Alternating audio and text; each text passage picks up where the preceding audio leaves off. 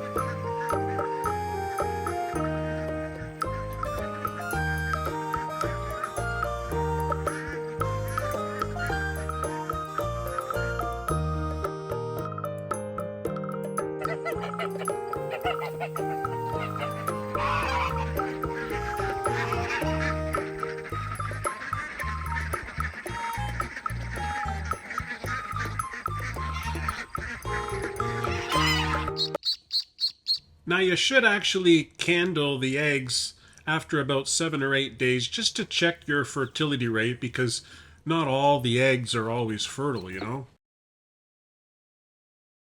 I got a flashlight. I'm going to candle some of these eggs, and I wanted to show you the difference between an embryo that's fertile and growing nicely and an embryo that's not growing. This is after 8 days in the incubator. So you see that egg? There's nothing growing there. All it has is the yolk inside and a clear fluid. But if you look at this one over here, look at that vein. Ooh, you can see it moving. All the veining, and the embryo is alive and doing okay. It's actually moving around in there. Ooh, there's another one. Yeah, beautiful veining. There's another one. There's another one. So it's looking like we have quite a few in here that's fertile. So out of the 14 eggs that I had in this incubator, I took out 3 that were not fertile and had no embryo growing. We free range our ducks and geese in our little orchard, and they typically will keep the insect population down and under control, because that's what they do. They eat bugs all day long, the geese eat grass all day long, and the geese protect the ducks, and both the ducks and the geese are fertilizing the entire pasture area in the orchard. The next check-in is going to be on the 25th day. So the 25th day, I'm going to open this up, take out all the eggs, remove the automatic turner, because the last few days, you don't want the eggs to be turned anymore. And you don't want to be opening up the lid to the incubator. You want as much humidity as possible inside to make the egg shells very pliable so that the birds can pip and escape easily. Because it is a hard job for the little bird to break out of the shell. Now, after that first fertility check-in, up until the 25-day check-in, there's not really much you have to do. I just keep our incubator closed. I just keep adding water to it to make sure it's full of water at all times, and that generally automatically just keeps the humidity in between 40 and 50%. But there are some who add a hygrometer inside to actually know that for sure, but I don't think it's necessary. By the 25th day, you check in and you should see the embryo pretty much taking up all the space inside the egg with just a little bit of an air pocket remaining. Now, while you're waiting for those last few days, it's time to get ready. Fill up your brooder with some bedding. I use pine shavings and I use a Rubbermaid bin as a brooder. These are the types of feeders and waterers that you use for young birds. This is the waterer, this is the feeder. Sometimes what I'll do is just leave this unscrewed because you don't need that much food. But this is really good because it doesn't allow them to scratch or dig. As we approach the 28th day, you'll notice some pipping, and that's when the ducks are trying to push their way through the shell. Now this is a hot plate style heater. I don't like using heat lamps just because of the fire hazard, but that plate on the bottom gets warm. You can adjust the legs accordingly, and it keeps the birds warm, which they need for at least the first couple weeks until they start getting bigger and growing in their feathers. As the eggs start to hatch, you have to make sure that you leave the ducklings inside for at least another day because they're too wet. They need to dry out, and the incubator really helps that. Now, under normal circumstances, you don't want to be opening up the incubator. I can see one egg is pipping right there, but that duckling hatched early. So now he's been in there for a day and a half. And I generally like to leave the birds in there for a day after they hatch to dry out, and they have enough energy from the yolk in any case, but I gotta get him out of there because he's ready. You go in here, bud, okay? Are you strong?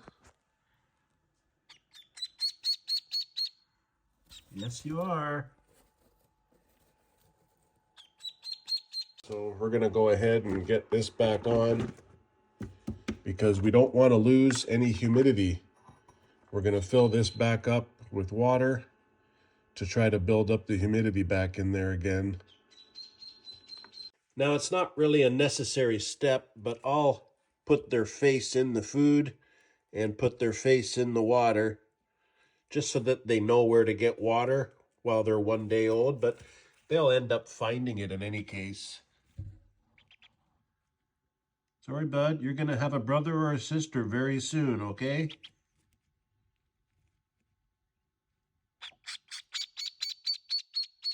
Now, as all your eggs are hatching, if you notice that there's any egg that's pipping and the shell is broken, but it's been like an entire day and the duckling hasn't broken out, he may need some assistance to get out because he's just going to die in there.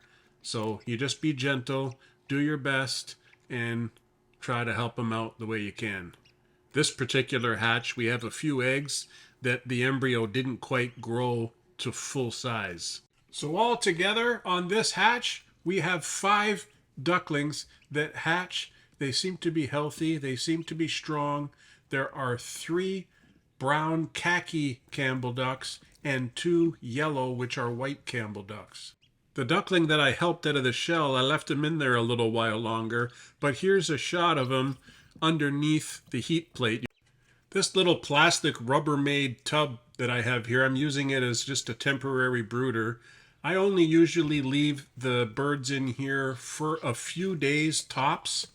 It is a good solution if you're only doing a few birds. If you're actually going to hatch a lot of birds, this obviously wouldn't work. You'd need a much larger brooder setup. But we'll get outside and I'll show you the actual duckling tiny house that I built and use as a brooder. Hey guys, these are the 4 ducklings that were just hatched by the khaki Campbells themselves. And there's still 4 of them. All 4 survived. They're all doing well. They look strong. So we're going to put all these young ducks that I hatched out in with these guys.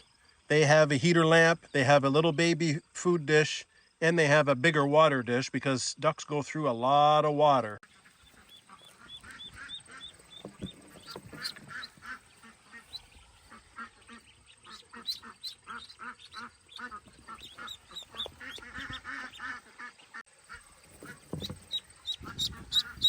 It's not a necessity to do, but sometimes I'll dunk their heads in the water, and I'll also dunk their heads in the food. They'll probably find the water and food by themselves, but I like to give them the best chance possible at survival.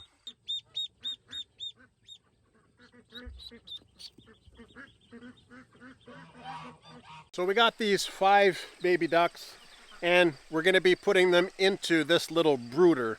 A brooder is something that you keep the ducks in that protects them, gives them warmth, gives them protection. That's where you feed them and water them, and they stay in there until they start to develop feathers. And then you can let them out more and more, and eventually they'll get big enough and they can join your flock. You can really see the size difference between that tiny duckling. He's right there on the right, and he's so much smaller than the other ducks. That's the one that I helped out of the shell, but I think he'll be okay. Now, a couple of those ducklings are a little bit too small for this bigger waterer because this lip is a little bit too high up.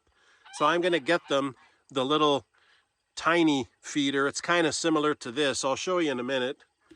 But I got to fill up their food because this food is almost empty. Once they get a little bit bigger, I'll be able to add a bigger feeder. Now, when you're feeding your ducklings for the first time, which is 2 days roughly after they've hatched, you leave them the first day in the incubator. They have enough sustenance from the yolk. And then you start them off with a starter feed, okay? I use a non-medicated starter feed, and I cannot find waterfowl feed or duck feed specifically, so I use chick starter for chickens. Now, if you're in an area like we are, that you can't get duck feed, and you're gonna have to use chicken feed, you gotta add brewer's yeast. Or it's the niacin that they need, okay? And brewer's yeast is an easy way to get niacin. So I take a couple teaspoons of this, it's a powder, and I just add it to their feed, you know, that's simple. And I do that every time for the ducklings until they start to get their feathers. And then once they're out on the grass, I don't really worry about it because they're gonna get niacin from grass, they're gonna get niacin from whatever insects they eat. So, but it's important for their leg development to give them some niacin. This is a sample water dish here for the very young birds. So they need to have access. This one's a little bit too high up right here, but this one's good for the really young birds because there's one of them there, right there. It's really tiny. It's the last one to be hatched, so you can see how much smaller he is. But he's doing well, he's strong. Now, some people will keep the brooder in their garage or in their barn or their workshop. I like to keep the brooder right here because of the way we manage our ducks. And they eventually will be able to go outside that door, and I'll have a fence set up here. And then once they're big enough, all I do is open up the fence and they can just walk up and join up with the flock. And it's important because while the young birds are in here, they have like a temporary fence like that. And then the older birds can see and meet and greet the younger birds. And that way they're no such strangers by the time they're ready to join up with the older flock. Now, when they're a few days old, a few weeks old, when they look like that, like they don't have any feathers, they just have like the peach fuzz. I don't like giving them any water to swim in, just because it's difficult for ducklings to stay warm. They don't have the mother to snuggle up into, you know, like in the wild. But I use these bins. This is a cement mixing bin that you get from the hardware store, and I'll fill that up and use it for them to swim in probably several weeks from now. And it does a good job. It's very durable and it's cheap. Our big flock here has access to the duck pond, so it's easy peasy for them.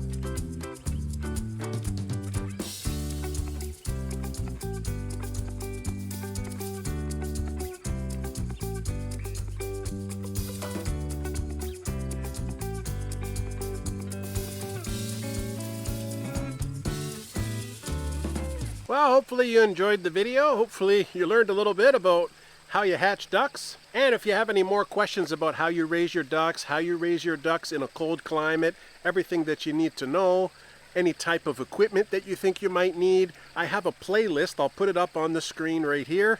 And it basically has dozens of videos that explain what we do here at the Hidden Spring Farm in regards to the ducks. So thanks for watching. We'll see you on the next episode. You guys take care, eh?